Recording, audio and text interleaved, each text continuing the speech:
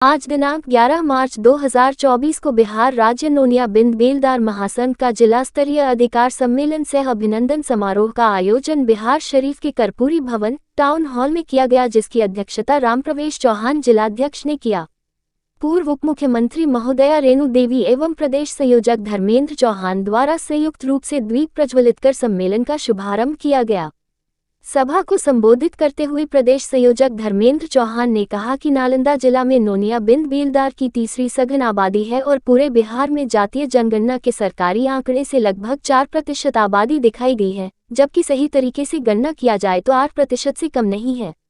लेकिन यह समाज सामाजिक, आर्थिक, शैक्षणिक एवं राजनीतिक दृष्टिकोण से काफी पिछड़ा हुआ, जिसके उत्थान के लिए हमेशा अनुसूचित जाति या अनुसूचित जनजाति में शामिल करने की मांग चलती रहती है और चुनाव के समय सरकार अनुसूचित जाति में शामिल कर कैबिनेट से पास भी कर दिया था, लेकिन अभी तक उस पर कोई काम नहीं हुआ। इसलिए सरकार को चाहिए कि इस जाति के उत्थान के लिए S0C0 या S0T0 का दर्जा देकर प्रमाण पत्र निर्गत करें, ताकि यह गरीब समाज के लोग विकास की सीढ़ी पर चढ़ सके और मुख्यधारा से जुड़ सके। उन्होंने कि हम लोग सरकार में आने के बाद 3 शपथ लिए हैं ना, बालू माफिया, जमीन माफिया और शराब माफिया, भ्रष्टाचारियों को हम लोग नहीं छोड़ेंगे। जो अगर उस तरह से काम कर रहा होगा, ईडी को दिखाई पड़ा होगा तो ईडी काम किया है, हमारे कहने से तो काम नहीं किया है। राजद वाले कह रहे हैं हमारे कहने से तो काम नहीं किया है। कहाँ से आ गया 200? आप देखे होंगे 2.3 करोड़ रुपया कहाँ से आया।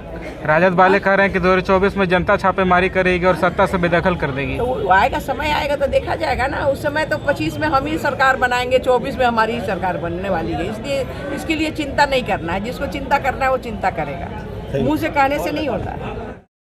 का उद्देश्य क्या है? महासंघ बिहार नोनिया बिंद बेलदार महासंघ का मुख्य उद्देश्य है कि हमारे मेरा जो समाज है अत्यंत ही गरीब है, जो मुख्य धारा से बहुत दूर है और इसके कारण जो है हम सामाजिक, आर्थिक, राजनीतिक दृष्टिकोण से काफ़ी पिछड़े हुए हैं।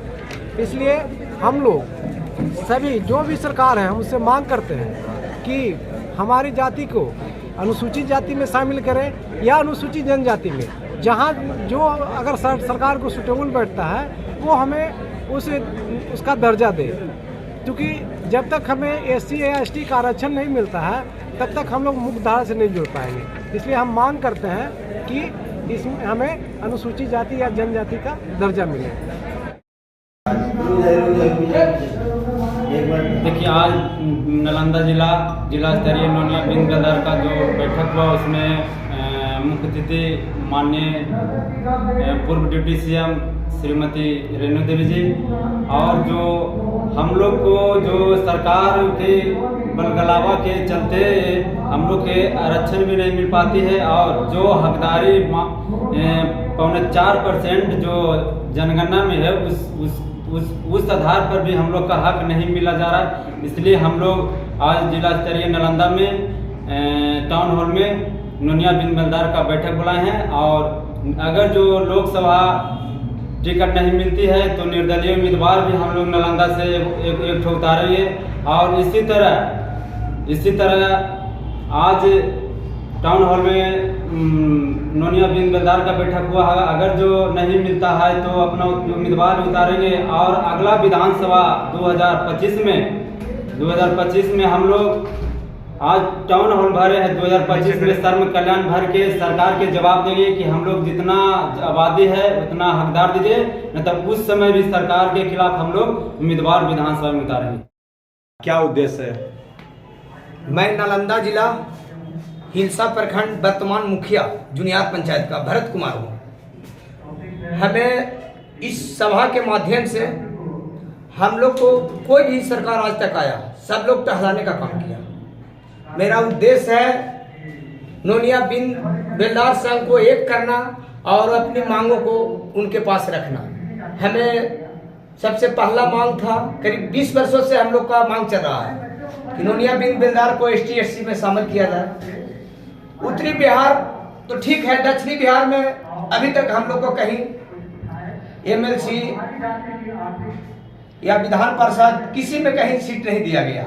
तो हम लोग अपना वोट को एकत्रित करके एक तरफ कर लेंगे और अपना वोट को जिससे हमें तालमेल मिलेगा, जो सरकार हमें चाहेगा, हम उसको वोट देंगे और उसका सरकार बनाएंगे। हम लोग का मेन उद्देश्य पूरे समाज की वोट को एक तरफ बांध के रखना है। राजनीतिक भागीदारी को लेकर आज कार्यक्रम किया गया। जी हाँ, राजनीतिक भागीदारी के तहत। क्या सुनाम हो? भरत कुमार चौहान, पंचायत राज जुनियार मुखिया। एक चीज मुखिया जी, जब चुनाव आता है तभी लोग पार्टी आते हैं और लोग अपने बावजूद दिखाते हैं अपने समाज को, ऐसा क्या?